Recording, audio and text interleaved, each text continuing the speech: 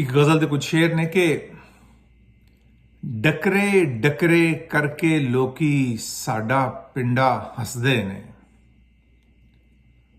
ਡਕਰੇ ਡਕਰੇ ਕਰਕੇ ਲੋਕੀ ਸਾਡਾ ਪਿੰਡਾ ਹੱਸਦੇ ਨੇ। ਸਾਡੀਆਂ ਅੱਖਾਂ ਵਿੱਚੋਂ ਫਿਰ ਵੀ ਪਿਆਰ ਦੇ ਮੋਤੀ ਵਸਦੇ ਨੇ। ਤੇ ਖੁੱਲੀਆਂ ਅੱਖਾਂ ਨਾਲ ਜੇ ਵੇਖਾਂ ਦੂਰ ਉਹ ਸਾਥੋਂ ਨੱਸਦੇ ਨੇ। ਖੁੱਲੀਆਂ ਅੱਖਾਂ ਨਾਲ ਜੇ ਵੇਖਾਂ ਦੂਰ ਉਹ ਸਾਥੋਂ ਨੱਸਦੇ ਨੇ। ਖਾਬਾਂ ਵਿੱਚੋਂ ਸਾਨੂੰ ਆਪਣੀ ਬਾਹਾਂ ਦੇ ਵਿੱਚ ਕੱਸਦੇ ਨੇ। ਤੇ ਲੈ ਗਏ ਮੇਰੇ ਸਾਰੇ ਪੱਤਰ ਹੁਣ ਮੈਂ ਨੰਗੀ ਟਾਹਲੀ ਆਂ।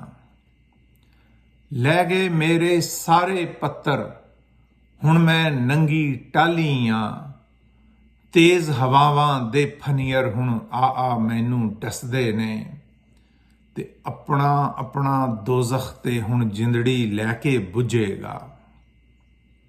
ਆਪਣਾ ਆਪਣਾ ਦੋਜ਼ਖ ਤੇ ਹੁਣ ਜਿੰਦੜੀ ਲੈ ਕੇ ਬੁੱਝੇਗਾ। ਕਿੱਥੋਂ ਮਾਰ ਉਡਾਰੀ ਪੰਛੀ ਕਿੱਥੇ ਜਾ ਕੇ ਫਸਦੇ ਨੇ।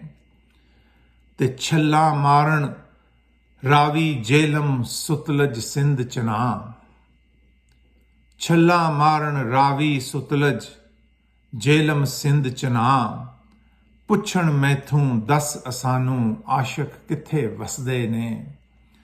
ਤੇ ਧਰਤੀ ਮਾਤਾ ਦੇ ਸੀਨੇ ਤੇ ਬੋਝ ਨਾ ਬਣ ਕੇ ਜੀਵਾਂਗੇ। ਧਰਤੀ ਮਾਤਾ ਦੇ ਸੀਨੇ ਤੇ ਬੋਝ ਨਾ ਬਣ ਕੇ ਜੀਵਾਂਗੇ। ਸੱਚੀ ਰਾਹ ਤੇ ਮਰਨੇ ਆਲੇ ਜੀਵਨ ਦੀ ਰਾਹ ਦੱਸਦੇ ਨੇ। ਡਕਰੇ ਡਕਰੇ ਕਰਕੇ ਲੋਕੀ ਸਾਡਾ ਪਿੰਡਾ ਹੱਸਦੇ ਨੇ। ਸਾਡੀਆਂ ਅੱਖਾਂ ਵਿੱਚੋਂ ਫਿਰ ਵੀ ਪਿਆਰ ਦੇ ਮੋਤੀ ਵਸਦੇ ਨੇ।